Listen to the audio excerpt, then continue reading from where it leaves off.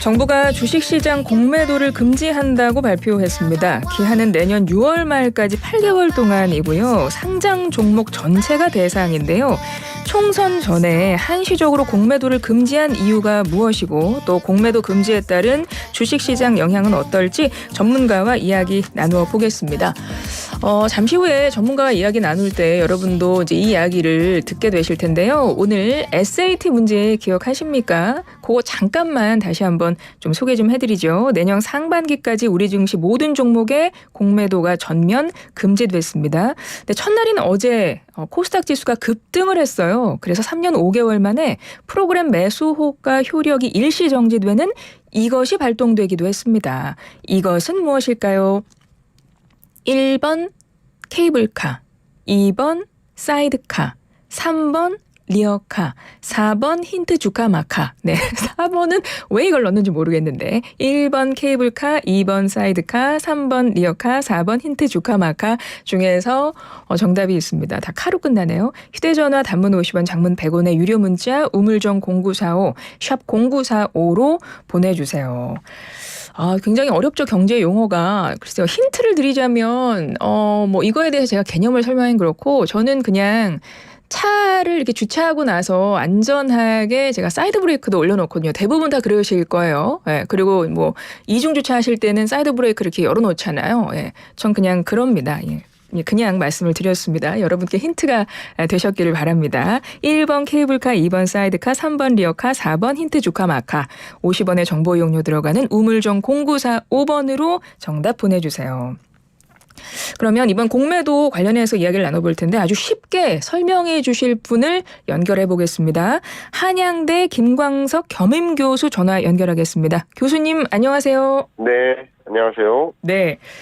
공매도 정말 어제부터 이 공매도 금지 조치 때문에 여기저기 뉴스에서 다 관련 이야기를 하고 있는데 여전히 좀 어려운 부분이 있어서요. 교수님께 좀 쉽게 설명 좀 해주셨으면 좋겠어요. 네, 일단 공매도라는 개념이 조금 어려울 수 있습니다만 맞습니다. 공매도에 공은 없다는 거죠. 네. 그런데 없는데 매도한다. 그러니까 주식을 보유하고 있지 않으면서 그 주식을 매도할 수 있다. 매도하는 방법은 주식을 빌려서 매도하는 겁니다. 그러니까 주로 가격이 앞으로 하락될 것 같아요. 그럼 갖고 있는 주식도 팔아야 될 거라고 생각하실 수 있겠죠. 네. 마치 그런 것처럼 없는데도 없는 주식을 빌린 다음에 가격이 하락할 거라고 예상될 때 미리 파는 거예요. 그 다음에 주식 가격이 실제 하락합니다.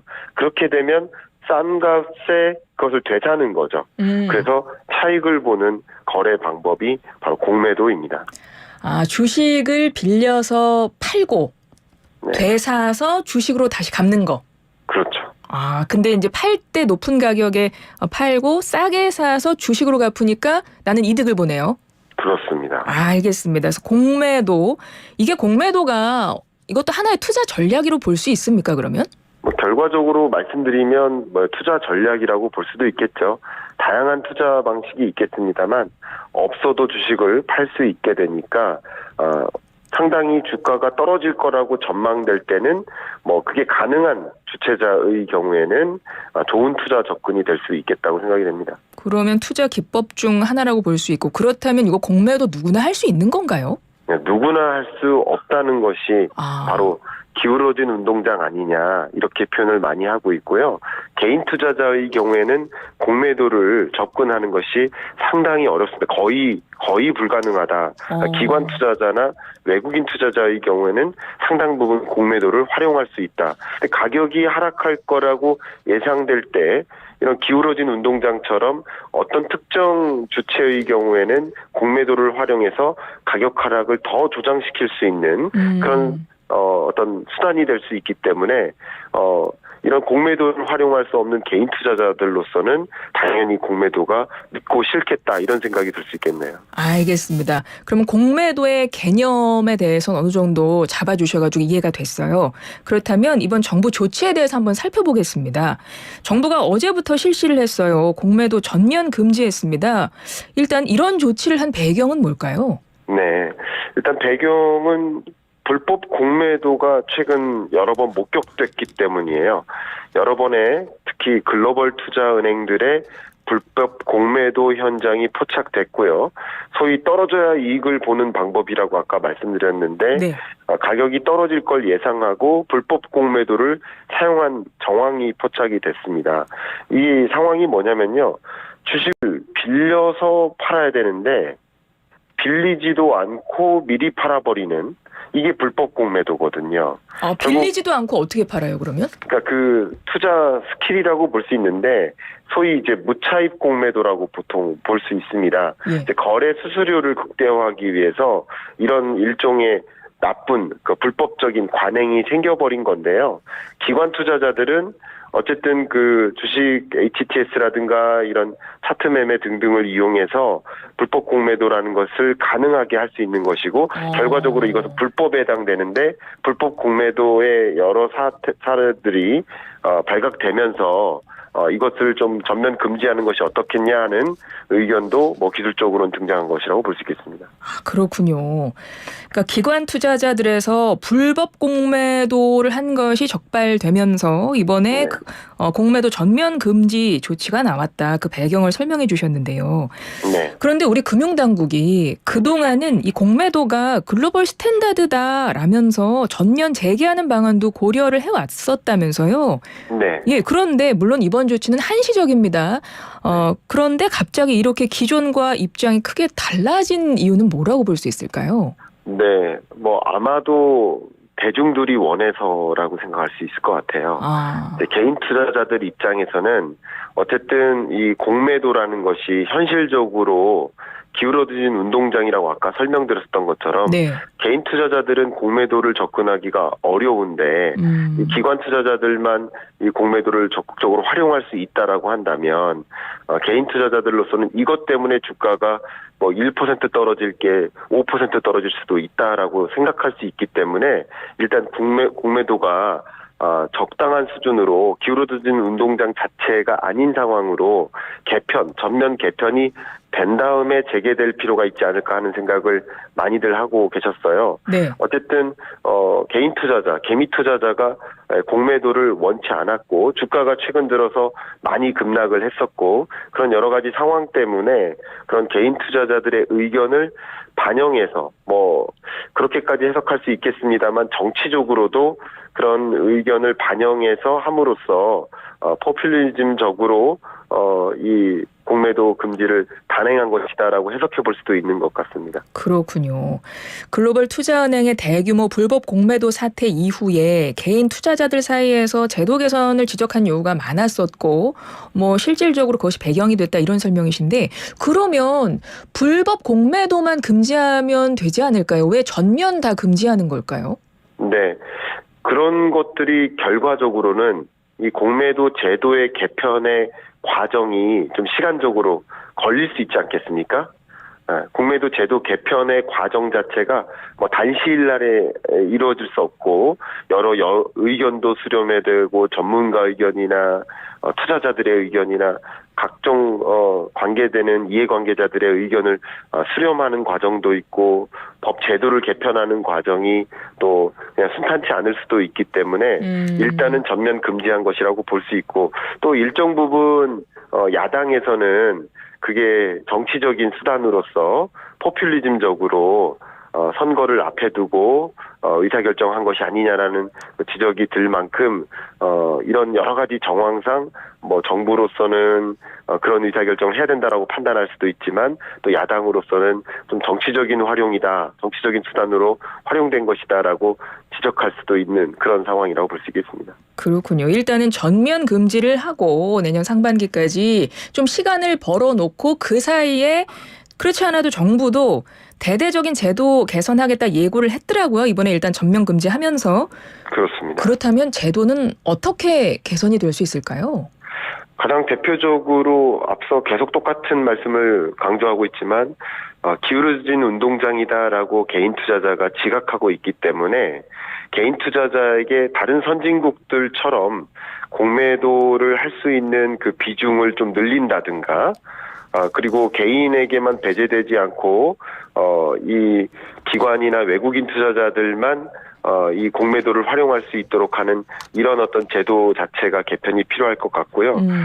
어쨌든 무차입 공매도, 이 불법 공매도가 문제지 않습니까? 네, 네. 그 불법 공매도가 또 단행되지 않도록 하는 뭐 기본적인 어떤 공매도 시스템적인 환경 개선 이런 것들도 함께 마련함으로써 공매도 제도의 정상화를 만든 다음에 재개할 수 있지 않을까 하는 생각을 해봅니다. 네, 알겠습니다. 그렇다면 이 공매도 금지와 관련한 그 영향, 여파, 어떤 주식시장의 좀 반응 이런 걸 좀 살펴보고 싶은데요. 네. 일단 공매도 금지가 된 첫날이 바로 어제였습니다. 근데 네. 코스닥이 5% 넘게 급등하면서 3년여 만에 사이드카가 발동되는 상황도 생겼습니다. 네. 예, 이 주식시장 상황 어떻게 봐야 될까요? 네. 일단 공매도가 허용되었던 시장이 코스피 200, 그리고 코스닥 150에 속하는 350개 종목입니다. 네. 그러니까 350개 종목에 걸쳐서 공매도가 허용되었었는데 이 공매도가 금지되니까 결과적으로 이 기존 체결된 공매도 포지션의 청산이 가능해진 거예요. 그러면 아무래도 시가총액 대비 공매도 잔고 비중은 줄어들 겁니다. 네. 그럼 공매도 금지 이후에 완만하게 공매도가 감소할 거라고 볼 수 있겠죠. 그러면 그렇게 되면 자연스럽게 단기적으로는요. 네. 이걸 좀 어려운 용어인데 숏 커버링이라고 표현하는데요. 네. 이게 뭐냐면 공매도 청산을 위해 환매수하는 건데 어쨌든 이 숏 커버링에 따라서 단기적으로 주가가 상승할 수 있는 거예요. 결과적으로 말씀드리면 공매도라는 것이 불가능해짐으로써 공매도는 주가 하락을 더 하락으로 강한 하락으로 연결시킬 수 있는 그런 투자 방법이라고 볼 수 있겠는데 강한 하락을 만들 수 있는 유인책이 사라지니까 상대적으로 하락 요인이 이제 해소되는 것이다라고 볼 수 있는 거죠. 그래서 단기적으로는 주가 상승을 견인하는 역할을 수행할 수 있다고 봅니다. 네. 근데 장기적으로도 그게 가능할까에 대해서는 의견이 분분해요. 저 같은 경우도 예. 장기적으로는 이게 주가 상승에 긍정적이진 못하다. 당장 오늘만 해도 주가가 다시 좀 떨어지고 있지 않습니까? 예. 이게 뭐냐면 앞에 잠깐 그런 말씀을 했는데 우리나라가 좀 목표로 하고 있는 것 중에 하나가 금융선진화예요. 네. 금융선진화는 소위 가장 대표적으로 눈에 띄게 들어올 수 있는 것이 MSCI 선진국 지수에 편입되기를 희망합니다. 그러려면 금융시장이 충분히 외국인 투자자들이 보았을 때도 선진화되어 있어야 되는데 선진국들의 이 주식시장의 모습을 보면 공매도가 금지된 나라가 하나도 없어요. 그러니까 주변국들로 봤을 때는 공매도를 금지하는 것 자체가 좀 후진국적인 발상이다라고 생각할 수 있게 만들고 그럼 결과적으로 외국인 투자자의 자금 유출이 일어날 수 있는 거예요. 장기적으로. 네네. 그러면 개인 투자자는 좋을지 모르지만 개인 투자자의 자금이 주식시장에 유입될지는 모르지만 결과적으로 기관 투자자나 외국인 투자자는 생각이 다를 수 있습니다. 결과적으로 주식시장에 돈의 유출이 일어나게 만들 수 있고 그리고 우리나라가 MSCI 선진국 지수에 편입되는 그 시점이 더 더뎌지거나 뒤로 지연될 수 있는 거예요. 그럼으로써 야기되는 여러 우리 주식시장의 흐름에서는 중장기적으로 부정적으로 작용할 만한 요인들도 분명 있지 않을까 하는 생각을 갖고 있습니다. 그렇군요. 지금 교수님이 말씀해 주신 그런 부분들 때문에 그래서 우려의 목소리가 나오는 거군요. 외국인 자금이 이탈할 수 있고 뭐 거래 위축될 수 있고 그리고 선진국 지수 MSCI 지수에 편입되는데 걸림돌이 될 수 있다. 여기 편입되려면 공매도 조치가 하나의 조건이 된다면서요. 공매도 조치가 하나의 조건이다라고 이제 단언하기는 어렵지만 선진국들의 금융 시스템을 보면 뭐 외환 시장을 개방해놨다든가 장소와 시간적으로 개방을 해놨다든가 뭐 공매도 제도가 어쨌든 개선이 된 채로 적용하든 금지되지 않도록 한다든가 그게 선진화된 금융시장의 조건이라고 일컬어지는 그런 사항들인 거예요. 그렇군요. 그러면 우리나라가 지금은 MSCI 신흥국 지수에 편입되어 있고 그 신흥국 지수에는 중국이 있기 때문에 자금이 유입되더라도 중국을 중심으로 자금이 많이 유입됐었고요. 네. 또 최근에는 중국을 제외한 그 밖에 아시아 신흥국, 알타시아라고 하죠. 아시아 신흥국을 중심으로 또 이 MSCI 신흥국 지수에 편입되어 있는 그런 종목들에 더 많은 자금 유입이 일어났었는데, 그런 관점에서 우리나라는 선진국 지수에 편입됨으로써 안정적으로 외국인 자금의 구조적인 유입을 만들 수 있겠다라는 기대를 하고 있는데, 공매도를 금지함으로써 MSCI 선진국 지수 편입 시점이 더 지연될 수 있고, 외국인 투자자들로 하여금 부정적인 편입되는지 여부를 떠나서 외국인 투자자들로 하여금 한국 금융시장은 선진화되지 못해 있다라고 생각하면서 시장을 떠나는 현상이 나타날 수 있지 않을까. 하물며 지금 한미 기준금리 격차가 2%포인트로 역사상 가장 높은 수준의 격차가 벌어져 있는 상황에서 이런 여러 가지 조건의 변화들은 외국인 자금 유출을 더 가속화시킬 수 있지 않을까 하는 우려가 되는 상황입니다. 그렇군요. 기한은 내년 6월 말까지 8개월 동안입니다. 공매도 전면 금지가 된 상황인데, 그렇다면 다시 한번 의문이 드는 것이, 그럼 어떤 순기능을 기대하고 이런 조치를 했을까 한번 생각하게 되는데, 일각에서 나오고 있는 비판은 뭐냐면 내년 총선을 의식한 선거연 대책 아니냐, 이런 비판이 나오던데 교수님은 그러면 어떻게 보세요?